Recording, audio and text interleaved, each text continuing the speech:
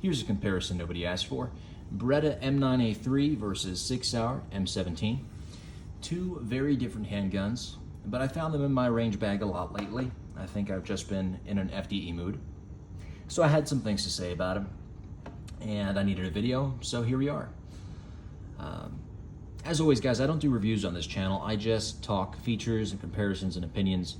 Of course, I shoot a decent amount, but not enough that I feel like I can give you a really good, solid review of any firearm. If I ever do get enough rounds down to firearm, then I'll, change the title to say review. But you notice on none of my videos, I don't ever say review, because that's not what this is. All right, so if you're okay with that, just gonna give you thoughts and opinions and comparisons here on basic features. Like I said, two very different handguns. First difference being the material used in the frame. So your M17 is going to be a polymer frame, M9A3 aluminum frame. So from the factory, without an optic, meaning these guns are going to be, one's going to be heavier than the other. Beretta is actually going to be the heavier one. The size, though, in every other dimension, except for one, is pretty comparable. If we line up the beaver tails there, you can see really the thickness and width is pretty comparable. The size, as far as their height, pretty comparable. I mean, the loop on the Beretta trigger guard there is a little larger, but again, pretty comparable. The grips line up pretty fairly, and the frame only really juts out here on the Beretta about a finger's worth, maybe close to an inch, and that's pretty much the biggest difference as far as frames. Even the grip angle is really similar, kind of a traditional grip angle, straight and natural pointing. You don't have to cant your wrist to pick up your sights like you would on a really aggressive grip like you may find on a Glock. This is just very natural feeling. Same goes for both guns. So that's a positive. Talk about your grip panels. The Beretta offers side replaceable grip panels, VZ grips. Has lots of options for these guys if you want to swap them out, but I like the factory ones pretty good. You have kind of a mixed textures, like a bubbly one here on the grip, and then a sort of checkered grip in there. Same on the other side, and then you have checkering on the back and the front. Now the back and front aren't replaceable here, but the gun does come with a rubber overmold that slips over your grip and makes it feel a lot more like a classic M9, which had a thicker grip. So maybe for guys with bigger hands, it would feel more comfortable to them. This works for me. In fact, they call it their Vertec frame. Different Berettas have different frames, so just look out for Vertec if you want the slimmer version. On the Sig, it definitely feels a little bit thicker when I'm holding it in my hand. I'm not sure if that's a result of the polymer or just the contours, the cuts that they've made, but it just feels ever slightly thicker than the M9A3. Now, of course, you can't replace the side or front and back straps to these guns, but that's okay because Sig offers a wide variety of different frames that you can swap out. Now, if you know anything about the Sig P320 series, which this falls under, the entire trigger mechanism is your serialized portion, so you can actually remove it and put it into another frame. Now you have a totally different sized handgun. This is a medium frame that it came with, and it feels good, but like I said, slightly thicker than this M9A3, at least in my hand. So if I wanted to, I could go small frame, large frame, I could go X series. There is such a large variety of options. Wilson Combat has a frame out there. I can go on forever. So it's not really a shortcoming that you don't have replaceable panels. That's okay, there's a remedy for it. All right, the trigger guard is a little more squared on your P320, but there's plenty enough room for gloved shooting on either handgun. So nothing to worry about there. The beaver tail. Beaver tails are also really comparable. A beaver tail is kind of important for me. I say important, it's not important. It's, I guess it's just something I pay attention to with my handguns. A lot of SIGs, for example, like the Elite Series 229, 226 models, their beaver tails are very exaggerated. They come way out, and I really don't like that. When I grip the handgun, I want as much of my hand eating up that beaver tail, if it has one, as possible. So if I have a bunch of extra hanging out over the back of my hand where I don't have any meat to touch up against the beaver tail, it just feels uncomfortable to me. It feels like I'm not getting as good of a grip as I could if there was less beaver tail there. So this is just as much as I want in any handgun, and it feels really nice. Not too exaggerated, perfect size beaver tail for me. And the Beretta is pretty similar there too. You know, similar size, feels really good in the hand, not too much going on there. All right, talk about magazines really quick before I forget to. Both come with 17 round magazines. Depending on when you bought your M17, they've changed up how many of the extended magazines came with it. In my case, I got two 21 round magazines. So there is that option. Show you real quick what that's like in there, which is a plus. That it comes with that from the factory. Two of those is really nice.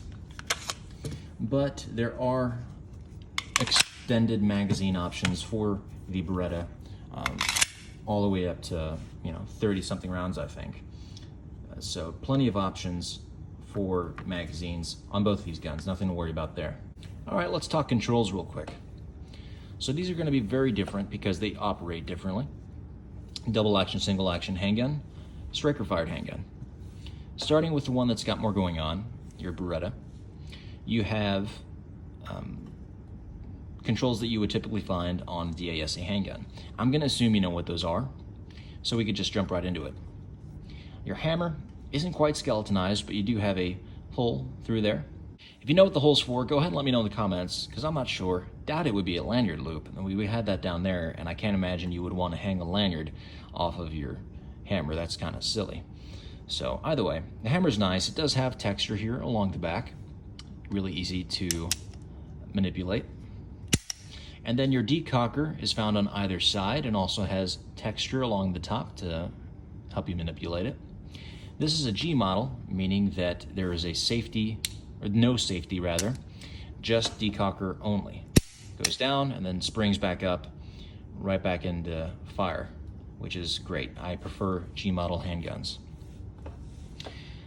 The slide release / slide takedown lever is located right there. Also has texture along the top, and it's not too large, but you'll see later it is much larger than the one on the M17. Let's just go ahead and bring it up now. Much larger. But I still don't find myself accidentally tripping it when I'm in a thumbs forward grip. Shooting like this, gun still locks back on the last shot, so I don't ride the thumb or the slide release. That's a good thing.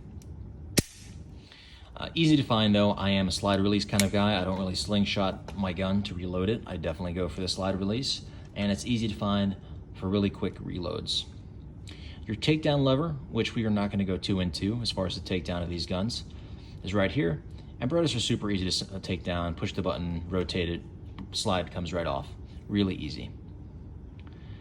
The magazine release is textured and slightly raised, so really easy. And it really shoots the mags out. Really nice, positive ejection there.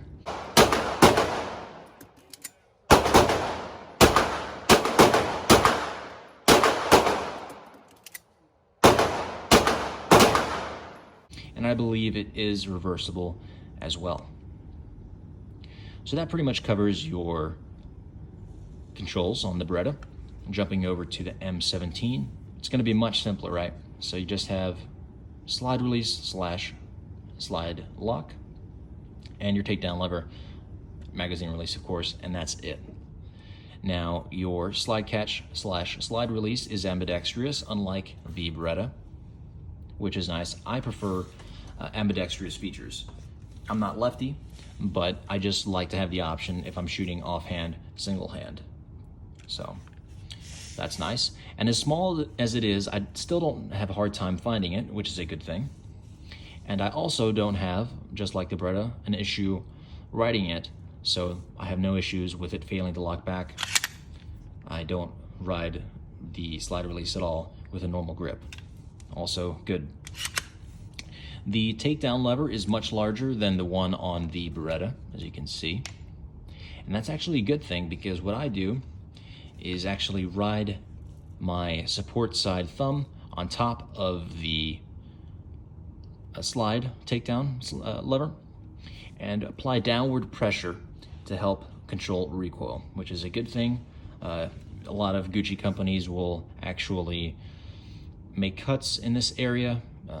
They don't normally have their takedown levers there, but they'll make cuts there and give you some kind of texture so that you can apply pressure and control recoil. So this kind of just works as a coincidence or not, I don't know, but it just works to allow you to do that. Really cool option for you there. Your magazine release is right here. Not as textured as the one on the Beretta, but textured enough that it works. And it also shoots out mags really easily. Really good mag release there. Let's talk triggers real quick. Empty mag, nothing in the chamber. Empty mag, nothing in the chamber. Starting with the Beretta, I'm again assuming you know something about handguns and DASA guns, but basically you have two triggers here, your double action and your single action. Double action is a really smooth trigger because of this D hammer spring that they included in the M9A3 handgun. Not something you normally find in stock M9s. So anyway, let's look at it. Really smooth, lighter than it normally would be on a double action handgun, in my opinion. Let's look at it one more time before we get into single action. But there's no herky-jerkiness there. It's really just smooth all the way back till it breaks. When it does break, it is very crisp. And I'm not gonna guess the weight. It's heavy, like it should be. But trust me, it's a much improved double action over many others. So single action. You've just fired your double action shot, now you reset. Right there. You do have to come out a little ways, but it's not bad. You can even come out a little further if you want. And then you just have a few millimeters of take up before you get to the wall. But then you're at it and it's very defined. You know it's gonna break. 4.5-ish pounds later. There it is. Nice, clean break, not too much over travel. Super awesome single action trigger. Again, the reset. Tactile and audible. Then again, back to your wall and the break. Really, really nice trigger on the Beretta. They've always had great triggers. The M9A3, I think, just steps it up a little bit with that double action, just really smoothing things out. Now, the SIG, striker-fired handgun, much simpler, just one trigger pull here. It's going to be consistent every time, of course. So you have a little bit of take-up to start with, but then you're at the wall again, and it's very defined. Again, it's not really mushy. You know you're there, and it's about to go off. 5-ish pounds, 5.5-ish pounds later, it breaks. Not as clean as the Beretta, of course, because it's just different. You know, it's not the same kind of trigger system. But it is crisp for a striker-fired handgun, I'd say. The reset, loud and tactile. A little bit crunchy maybe, but maybe after some shooting that'll kind of smooth out. Let's look at it again. Just a little bit of take up when you hit that wall, you know you're there. Breaks. That reset. Right there, really short reset. You could shoot really fast with this gun. But which trigger do I like better? I find myself to be a DASA fan, so I'd probably say the Beretta. But as far as striker fire triggers go, this is really good. Really carries over the great trigger that the P320 series is known for. So if you shot one of those, you probably know what this is going to be like.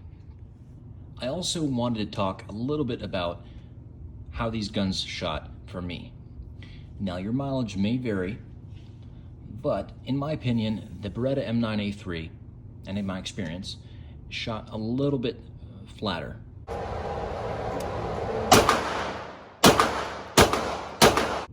little smoother than my M17.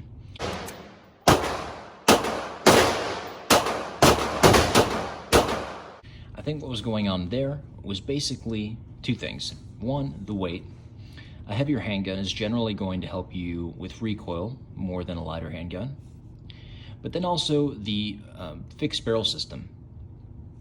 So when the gun goes bang, slide recoils, but the barrel does not move, all right? I think that helps for that recoil to be a little flatter than your typical Browning action style handgun. And that's because when they go bang, slide recoils, the barrel tilts.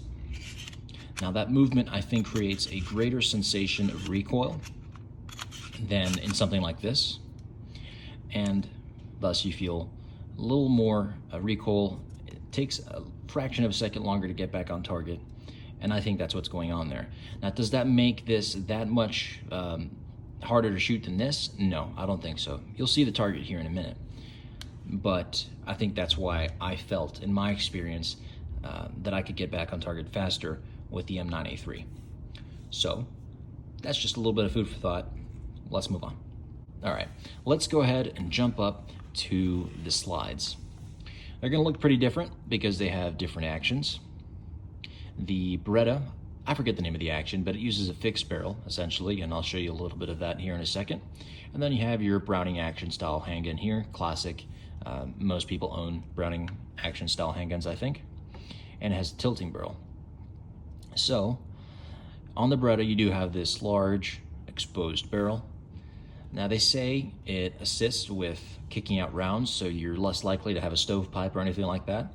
And it would make sense, you know, there's no material up here like you have on your Browning style action handguns.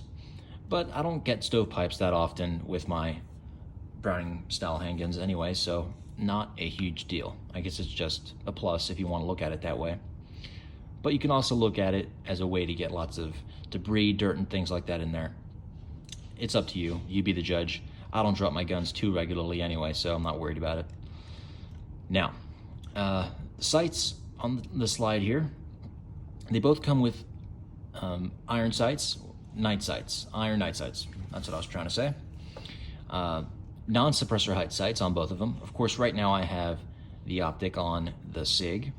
And while we're on that, let's talk about it real quick. So, although it did come with night sights, they kind of disappear when you install an optic because your rear night sights are a part of the plate that covers your optic mounting system. So when you remove it to install whatever red dot you're going to go with, you lose your rear sights, which kind of sucks. I am not a big fan of that. Now I did remedy it here because the Leopold Pro does have an accessory you could buy. It's basically a suppressor height rear sight that clips onto the back of your delta point. And as long as you have a suppressor height front sight, which I don't have yet, you can have your iron sights back, which is nice. I like to have them both. I don't know how often red dots go down. It's never happened to me. But if it did, I'd like to know I had sights on there to use as a backup. Delta Point Pro, though, seems to be pretty nice so far. Again, very new to me, so I don't really have anything too much to say about the Delta Point yet. Otherwise, though, the sights are very nice. They are both square notch rear sights, and they're pretty bright night sights, so no complaints there. And talk serrations, slide serrations. The Beretta has a lot of smaller, aggressive slide serrations on the back. Really easy to manipulate your slide there, no issues, but nothing along the front. Instead, you get a scalloped area, which is also very usable to press check your handgun if that's what you like to do. The SIG has slide serrations, along the back and the front. The ones on the front are a little smaller, but both of them are aggressive enough that makes racking the slide pretty easy. So I think that pretty much covers the accessories, or rather the features. So which one do I prefer? I think for me it's going to be the M9A3. That's just because of the kind of handgun I like to shoot. I enjoy a heavier handgun, I enjoy double action, single action, and I enjoy just the classic look of the M9A3. However, I also like the M17. Of course, I own it. This isn't my buddy's or anything. I bought this myself, and it's a great handgun. Reliably, they've both been just as reliable. I don't have as many rounds through the M17 as I do the Beretta. I'm probably approaching close to 1,200 on the Beretta, maybe only 350, 400 rounds on the SIG so far.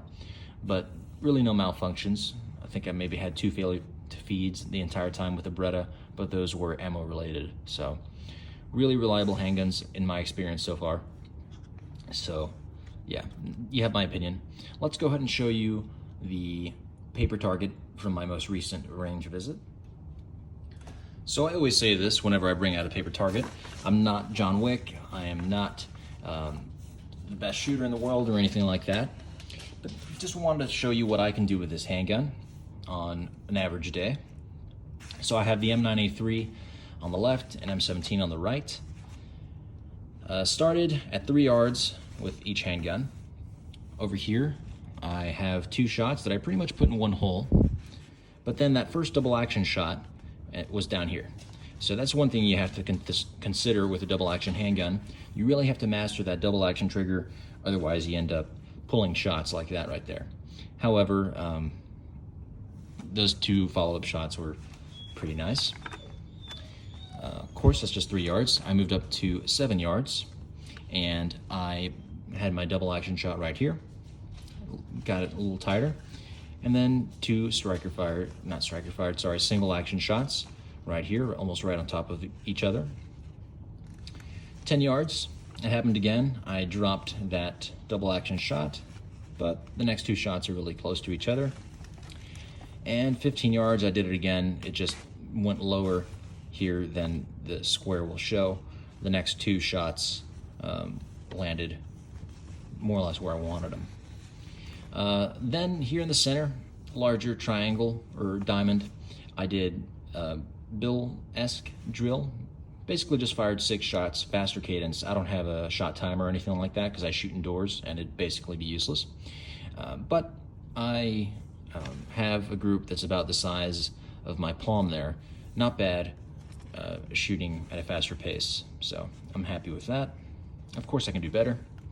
Let's see the M17 real quick. 3 yards, it's a much closer group there. Of course, no pulled shot because I don't have a double action to worry about here. 7 yards, and mind the spillover from later on. Right here, 3 shots, not terrible. 10 yards, started drifting to the right a little bit here. And 15 yards, kind of less than impressive right there. This is just me, guys. The gun is much more accurate than I am. Then I went to the 7 yard bill drill with 6 rounds, and I plugged 3 right in the center. I got confident and sped it up. Silly me, I ended up throwing the next 3 shots off of this triangle, but still smaller than the size of my hand as far as a group at 7 yards, so that's good, I guess. Show you one more group for each handgun.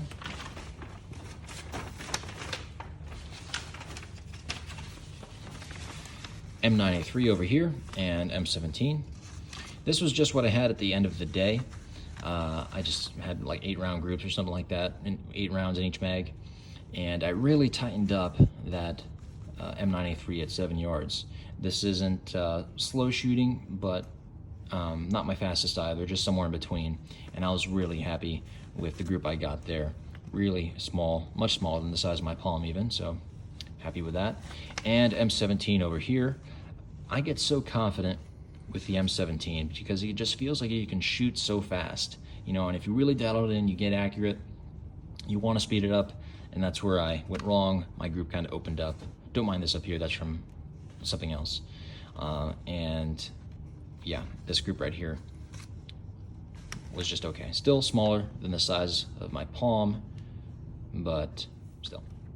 So that's it. I hope you appreciated the comparison.